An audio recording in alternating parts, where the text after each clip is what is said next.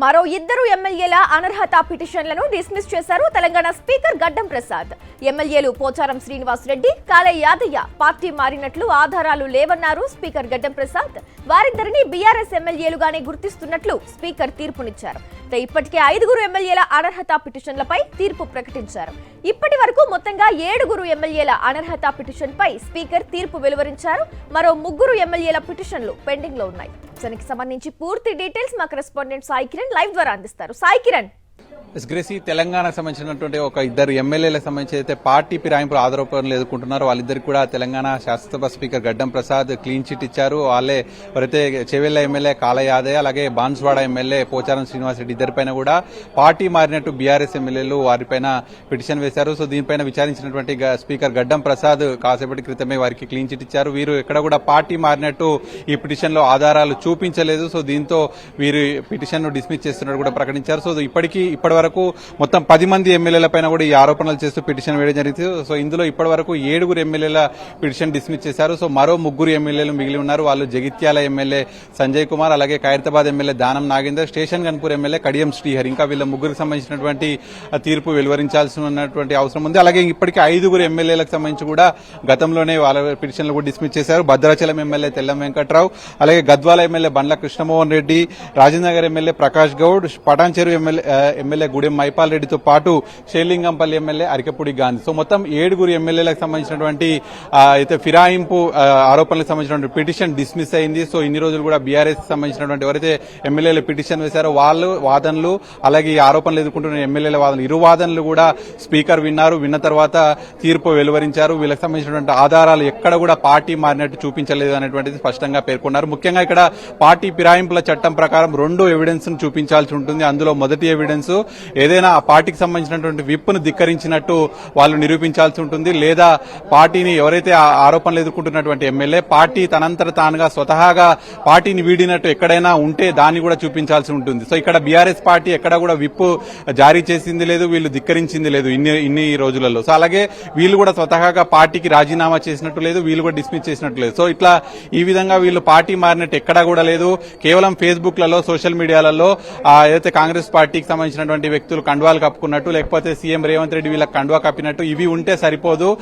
అయితే రాజ్యాంగానికి సంబంధించినటువంటి కొన్ని రూల్స్ ఉంటాయి, అసెంబ్లీకి సంబంధించిన కొన్ని రూల్స్ ఉంటాయి. దాని ప్రకారం వీళ్ళు పార్టీ మారినట్టు అవి ఎవిడెన్స్ చూపిస్తేనే వీళ్ళు పార్టీ మారినట్టు లెక్క అనేటువంటిది స్పీకర్ చెప్తున్నటువంటి అంశం. సో మొత్తానికి 7 ఎమ్మెల్యేలకైతే ఇప్పుడు ఇక్కడ క్లీన్ చిట్ లభించింది. మరో 3 ఎమ్మెల్యేలు మిగిలి ఉన్నారు. అందులో జగిత్యాల ఎమ్మెల్యే సంజయ్ కుమార్ విచారణ కూడా పూర్తయింది. అలాగే Khairatabad MLA Danam Nagender, station Ghanpur MLA Kadiyam Srihari ఇద్దరిలో కూడా దానం నాగేందర్ కూడా కొన్ని రోజుల వరకు కూడా స్పీకర్ నోటీసులకు స్పందించలేదు. ఆ తర్వాత ఆయన సమయం కావాలని కోరారు. అలాగే స్టేషన్ గన్పూర్ ఎమ్మెల్యే కడియం శ్రీహరి తాను పార్టీ మారలేదు, ఎక్కడ పార్టీ మారినట్టు చూపించండి, ఆయన కేవలం అభివృద్ధి కోసమే ఆయన సీఎం రేవంత్ రెడ్డిని కలిశానని స్టేషన్ గన్పూర్ ఎమ్మెల్యే కడియం శ్రీహరి ఆయన వివరణ ఇచ్చారు. సో ఇందులో ముఖ్యంగా దానం నాగేందర్ అంశానికి వస్తే ఆయన ఖైరతాబాద్ ఎమ్మెల్యేగా బీఆర్ఎస్ పార్టీ నుంచి బీఫామ్ మీద గెలిచి ఆ తర్వాత అయితే పార్లమెంట్ ఎలక్షన్ వచ్చేసరికి ఆయన కాంగ్రెస్ పార్టీ టికెట్ మీద పోటీ చేశారు. సో ఇట్లా ఆయన పార్టీ మారినట్టు ఇక్కడ ఒక దానం నాగేందర్ విషయంలో మాత్రమే చాలా స్పష్టంగా కనిపిస్తుంది. కానీ మిగతా ఎక్కడ ఎవరి అంశాల్లో మాత్రం ఎక్కడ ఎవిడెన్స్ కూడా కనిపించట్లేదు. ఒకవైపు కడియం శ్రీహరికి సంబంధించి కూడా ఆయన బీఆర్ఎస్ పార్టీ నుంచి స్టేషన్ గన్పూర్ నుంచి గెలిచారు. ఆ తర్వాత పార్లమెంట్ ఎలక్షన్ వచ్చేసరికి వాళ్ళ కూతురు కడియం కావ్యకు కాంగ్రెస్ నుంచి టికెట్ ఇప్పించుకున్నాడు.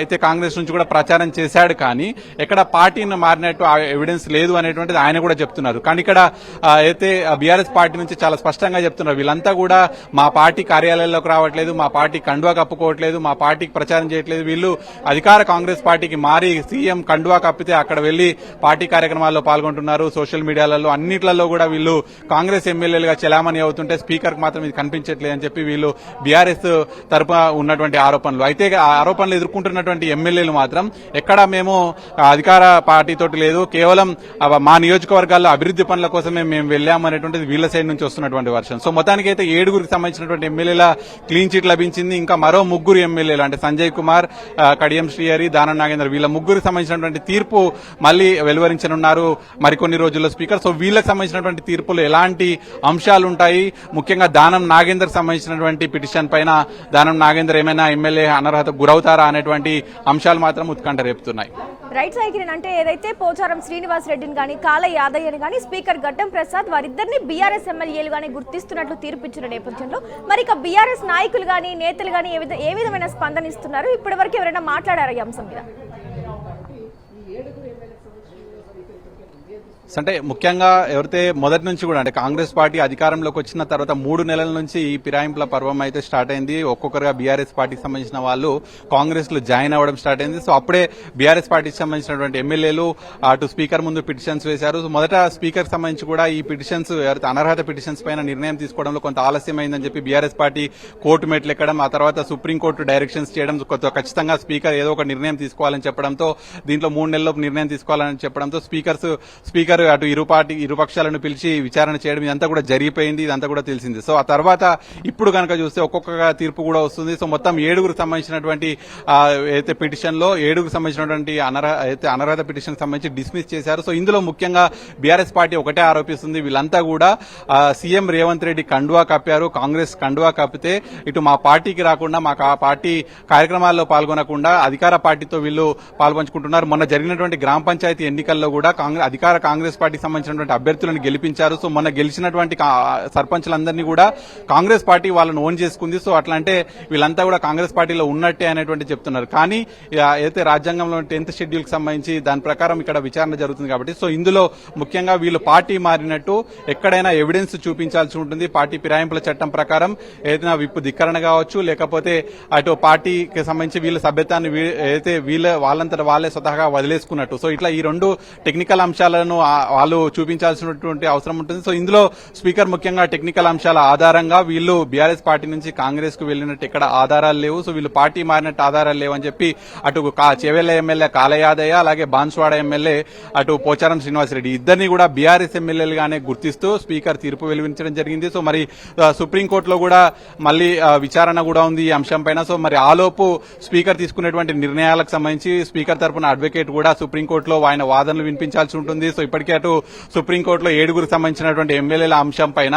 ఇప్పటికే ఒక డిసిషన్ తీసుకున్నామనేటువంటి అంశాన్ని అటు సుప్రీంకోర్టు చెప్తారు ఎవరైతే స్పీకర్ అడ్వకేట్స్, అలాగే ఇంకొక 3 ఎమ్మెల్యేల అంశం పెండింగ్ లో ఉందనేటువంటి చెప్తారు నెక్స్ట్ వాదనలో. సో మరి ఇట్లా సుప్రీంకోర్టులో అయితే ఈ కేసుకు సంబంధించినటువంటి హియరింగ్స్ కూడా ఉంటాయి కాబట్టి ఆలోపే ఇవన్నీ నిర్ణయాలు తీసుకునేటువంటి నేపథ్యంలోనే స్పీకర్ ఇప్పటికీ 7గురికి సంబంధించినటువంటి ఎమ్మెల్యేల అంశంలో వారి 7గురి అనర్హత పిటిషన్లను కూడా డిస్మిస్ చేస్తూ ఎక్కడ ఆధారాలు లేనట్టు గుర్తించడంతో డిస్మిస్ చేస్తున్నట్టు స్పీకర్ తీర్పు అయితే వెలువరించారు. సో మరి ఇంకొక 3గురికి సంబంధించినటువంటి అంశం అయితే ఇంకా మిగిలే ఉంది. అటు జగిత్యాల ఎమ్మెల్యే, ఖైరతాబాద్, అలాగే స్టేషన్ గన్పూర్ వీళ్ళ విషయంలో స్పీకర్ ఎటువంటి నిర్ణయం తీసుకుంటారనేటువంటి చూడాల్సి ఉంది.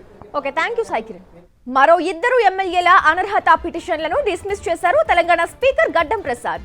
ఎమ్మెల్యేలు పోచారం శ్రీనివాస్ రెడ్డి, కాల యాదయ్య పార్టీ మారినట్లు ఆధారాలు లేవన్నారు స్పీకర్ గడ్డం ప్రసాద్. వారిద్దరిని బీఆర్ఎస్ ఎమ్మెల్యేలుగానే గుర్తిస్తున్నట్లు స్పీకర్ తీర్పునిచ్చారు. ఇప్పటికే 5గురు ఎమ్మెల్యేల అనర్హత పిటిషన్లపై తీర్పు ప్రకటించారు. ఇప్పటి వరకు మొత్తంగా 7గురు ఎమ్మెల్యేల అనర్హత పిటిషన్ పై స్పీకర్ తీర్పు వెలువరించారు. మరో 3 ఎమ్మెల్యేల పిటిషన్లు పెండింగ్ లో ఉన్నాయి.